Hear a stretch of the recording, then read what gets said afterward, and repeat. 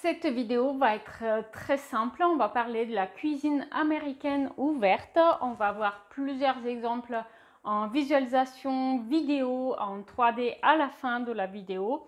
Et pour commencer, on va explorer un PDF, le PDF dimensions et mesures à connaître dédié à l'aménagement de la cuisine et spécifiquement la partie qui est dédiée aux grandes cuisines ouvertes comme les cuisines de type américaine ouvertes sur salon. Donc restez bien jusqu'à la fin. Au début, on va voir les règles d'aménagement et à la fin de la vidéo, des exemples concrets de cuisine américaine ouverte. Il y a plusieurs critères qui entrent en jeu quand il s'agit d'aménager une cuisine américaine ouverte. Alors, parfois, c'est un choix qui est lié à vos habitudes et aux préférences de mode de vie. Et parfois, d'autres personnes, au contraire, trouvent que la cuisine ouverte est plutôt un inconvénient parce qu'ils l'ont subi dans un appartement où elle était souvent mal aménagée. Typiquement, de nombreuses personnes se plaignent des odeurs de cuisine qui se propagent dans la pièce de vie. J'ai même entendu des personnes qui se plaignaient des odeurs de cuisine qui s'imprègnent dans les tissus d'ameublement, comme le canapé, par exemple, les rideaux, etc. Il faut savoir que il est très important de bien dimensionner la hotte d'une cuisine ouverte. Il ne s'agit pas de prendre une petite hotte pas chère comme c'est le cas pour une cuisine fermée. Au contraire, pour une grande cuisine, il faudra du coup dimensionner la hotte pour le volume d'air de la pièce de vie et non pas seulement de la partie cuisine. Donc, euh, pour le plan de la cuisine américaine ouverte, il faut savoir qu'il s'agit souvent du coup de grandes cuisines puisque quand on parle de cuisine américaine, naturellement on parle de grandes cuisines puisque leurs logements sont généralement bien plus spacieux que ceux dont on a l'habitude en Europe. Et donc ça va être bien souvent des cuisines en L, des cuisines en U et très souvent aussi avec un îlot central qui va aussi avoir à la fois des parties rangement, voire équipement, puisque le piano de cuisson peut souvent y être intégré, pardon, mais aussi un plus ou moins grand coin repas.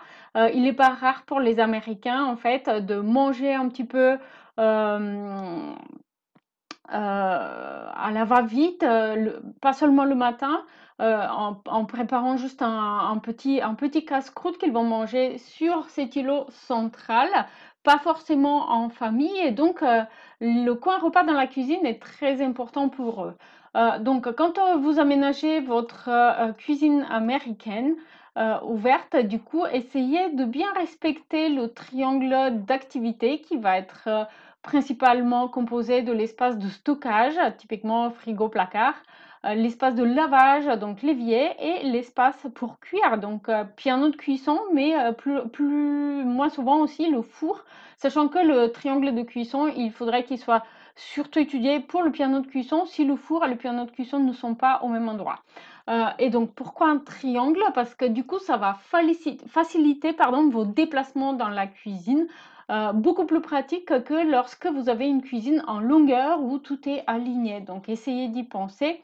Euh, et donc, on va du coup aménager aussi des zones dans cette grande cuisine américaine ouverte, des zones pour cuisiner, des zones pour manger, échanger, donc lieu de convivialité, typiquement l'îlot, et des zones pour servir et poser, typiquement lorsque vous avez un repas ou une réception qui va se faire dans votre salle à manger et non pas dans le coin cuisine coin repas dans la cuisine, eh bien, il faut souvent avoir un espace dessert dans la cuisine.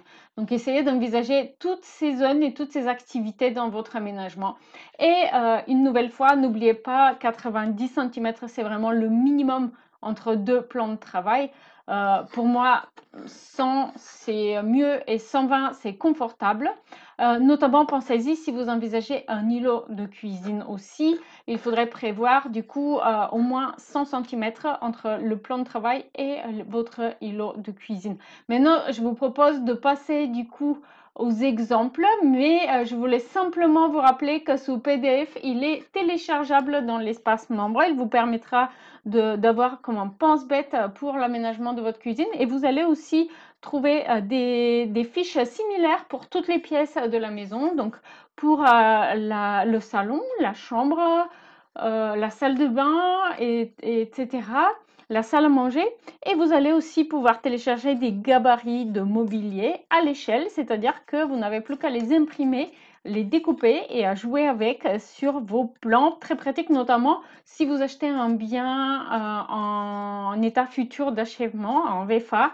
Ça permet d'envisager différentes options d'aménagement puisque les plans de vente arrivent avec un état un petit peu, comment dire, standardisé qui n'inspire pas tellement l'imagination.